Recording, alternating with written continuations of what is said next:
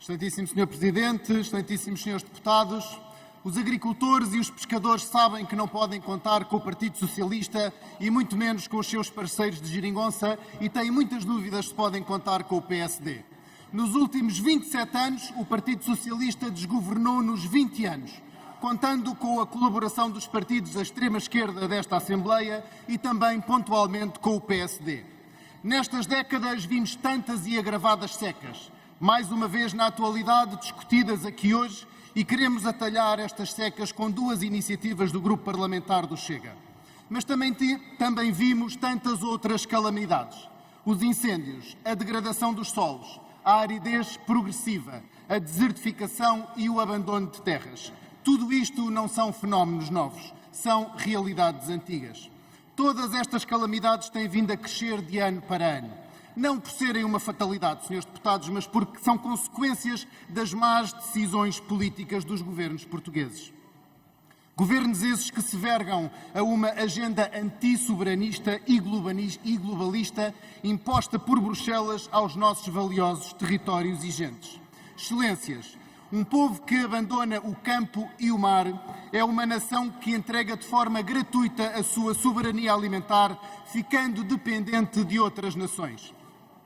Pois, infelizmente, é o que se passa em Portugal e pela mão do Partido Socialista. É só assim que se pode compreender a perda de peso político do setor primário, a agricultura e as pescas, dentro do nosso Conselho de Ministros. Isto em contrapartida com o aumento do pendor do animalismo e do ecoalarmismo. É só esta a razão que permite ainda a Maria do Céu Antunes ocupar a pasta da agricultura.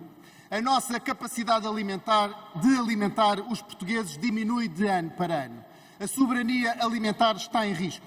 Os campos agrícolas são abandonados e há frotas pesqueiras que apodrecem atracadas nos portos. Já é evidente para todos que é intencional a manutenção de um Ministério incapaz e inoperante. Sr. Presidente, Srs. Deputados, podemos aplicar aqui a imagem da vinha recentemente utilizada pelo excelentíssimo Sr. Presidente da República, Professor Dr. Marcelo Rebelo de Sousa. Nesta imagem, de certa forma, também o Sr. Presidente se autorresponsabilizou por não cortar os galhos velhos e secos de onde já não brotam frutos. Não são só os ministros João Galamba, João Gomes Cravinho ou Maria do Céu Antunes, mas é o próprio Primeiro-Ministro António Costa, que deveria ser podado pelo próprio Sr. Presidente da República, que, pelos vistos, percebe da poda.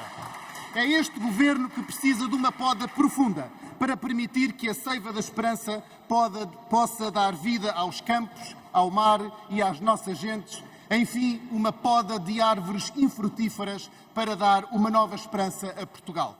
Sr. Presidente, Srs. Deputados, os nossos agricultores e os nossos pescadores que colocam o pão nas nossas mesas esperam ansiosamente que esta Assembleia corte definitivamente com as políticas ecomarxistas, sempre contra as barragens, contra o regadio, contra os verdadeiros empreendedores do setor primário. Essas políticas ecomarxistas que, por terem consequências tão evidentes, só podem visar a destruição da agricultura e das pescas. Ambos setores milenarmente identificados como fundamentais para a autonomia e a soberania e também a liberdade dos povos. Vejamos bem, Portugal por vezes vê-se com um estoque de apenas 15 dias em cereais, num país em que dependemos em 90% de trigo importado para termos pão nas nossas mesas.